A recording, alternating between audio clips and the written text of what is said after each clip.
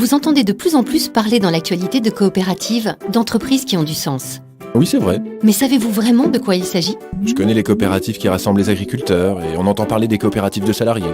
Il s'agit du même modèle économique. Laissez-moi vous expliquer. En réalité, sans le savoir, vous connaissez les coopératives. Vous les côtoyez tous les jours ou vous en consommez les produits. Quand vous faites vos courses au supermarché, quand vous achetez vos lunettes, vos articles de sport, les jouets de votre enfant, il y a de fortes chances que vous soyez dans un magasin coopératif. Ouvrez vos placards, faites le tour de votre cuisine. Lait, beurre, viande, légumes, fruits, farine, conserves, coopératif. Et plus de 20 millions de Français sont sociétaires d'une banque coopérative. Ok, mais concrètement, c'est quoi une coopérative ? Une coopérative est une entreprise pas tout à fait comme les autres. Elle répond avant tout aux besoins de ses membres, également appelés sociétaires ou adhérents. Toutes les activités peuvent être concernées. La production et la vente de biens, le financement, l'habitat, le service à la personne, la gestion de l'énergie, la mise en commun de services, absolument tout. Le modèle coopératif est aussi adapté aux artisans, aux PME. Parfois, même les salariés sont directement associés à leur entreprise. C'est le cas des SCOP. Ah bon ? Mais qu'est-ce qu'elles ont de plus que les autres entreprises ? Ce sont des sociétés où la personne prime sur le capital. Elles appartiennent à leurs membres. Oui, les entreprises coopératives pratiquent la démocratie. Grand ou petit, chacun vote à égalité. C'est le principe d'une personne égale une voix.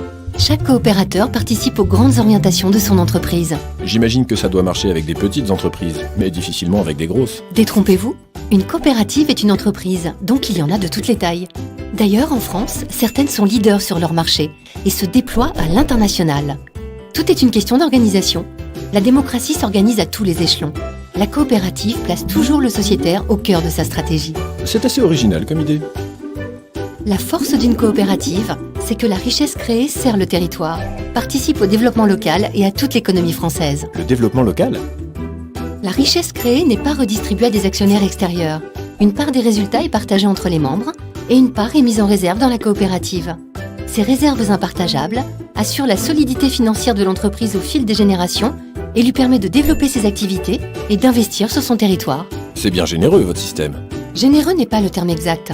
Disons que chacun y trouve son compte entre bénéfices personnels et intérêts collectifs.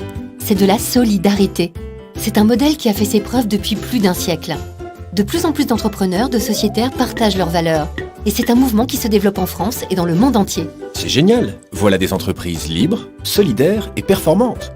Les coopératives, des entreprises responsables.